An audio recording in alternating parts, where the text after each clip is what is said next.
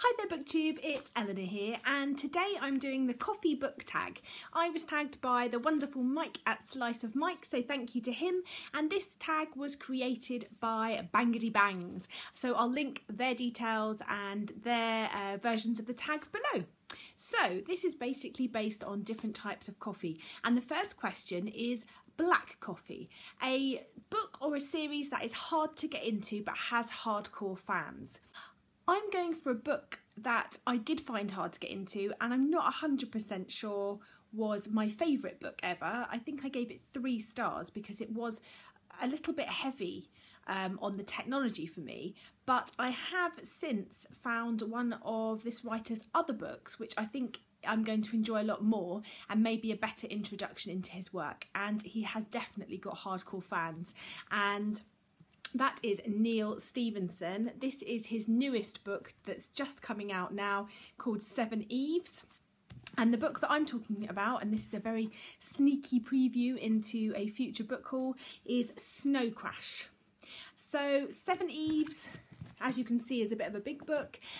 It's science fiction and it was relatively easy to read in terms of readability, but there was a lot of technology and ideas, and for me it was just very hard to get into. Next is Peppermint Mocha, a book or type of books that get more popular over the winter or festive period. I find this difficult because I'm not led by seasons necessarily. However, when I was sitting and thinking about this, I do find that towards the autumn and the winter time I tend to read sort of longer, darker, maybe themed books. So I've picked a few off of my TBR shelf to show you that I'm thinking about maybe towards the end of this year looking at reading. First is a book I really want to try and get to this year. It's a bit daunting, and that is The Count of Monte Cristo by Alexandre Dumas. I've heard a lot of booktubers, especially Jenny King, she absolutely adores this book, but as you can see it is a whopping 1,300 pages long, so I'm a little bit daunted, but if I'm going to read it at any time it's going to be towards the end of this year because I tend to sort of veer towards a longer, heavier or a longer read towards the end of the year.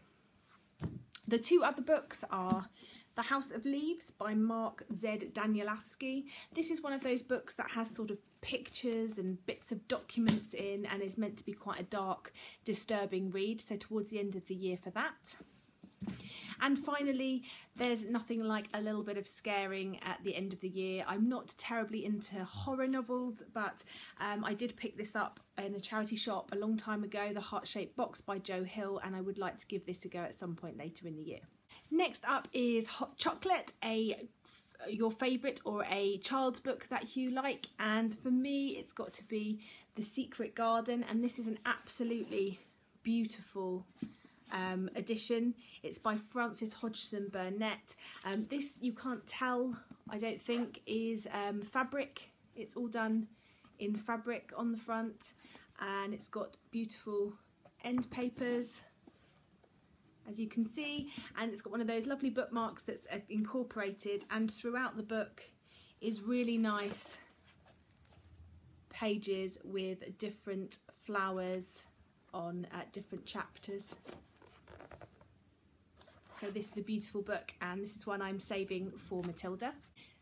Next up is A Double Shot of Espresso, a book that had you on the edge of your seat, and for that, for me, it has to be the Reckoners series at the moment. This is Firefight, the second in the series by Brandon Sanderson, the first being Steelheart.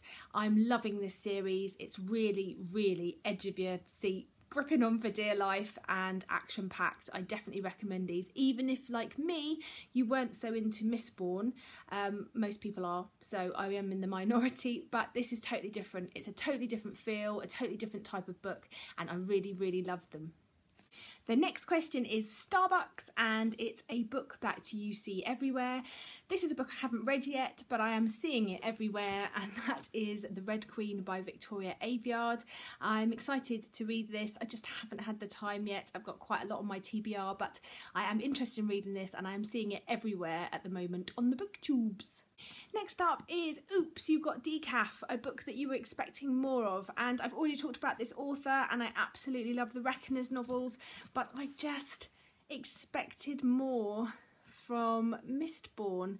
I know it's an unpopular opinion. I know a lot of people really love this series, and I really liked this book enough that I started the second, but I just couldn't keep going. It just didn't have whatever it was that I needed.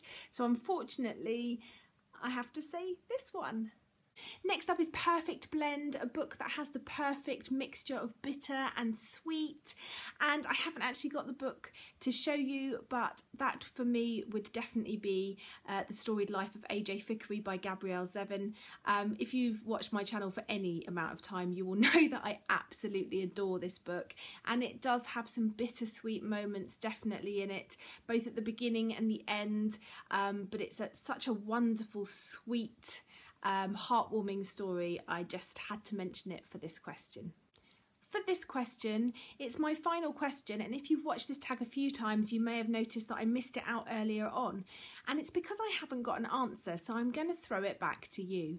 It's Hipster Coffee Shop, an indie author, and I genuinely am not sure that I've read or have any indie authors.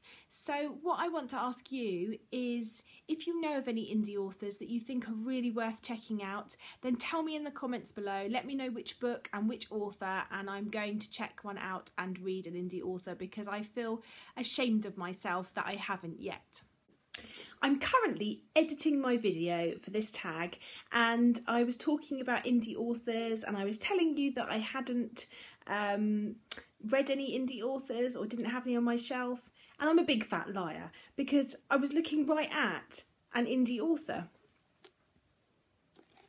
This is The Finding by M.E. Walker, and she is, I believe, self-published. She's very kindly sent me this book a while ago, and it is brilliant. It's a really good fantasy book, and I have now got the second one to read. So this is my pick for indie author, The Finding by M.E. Walker.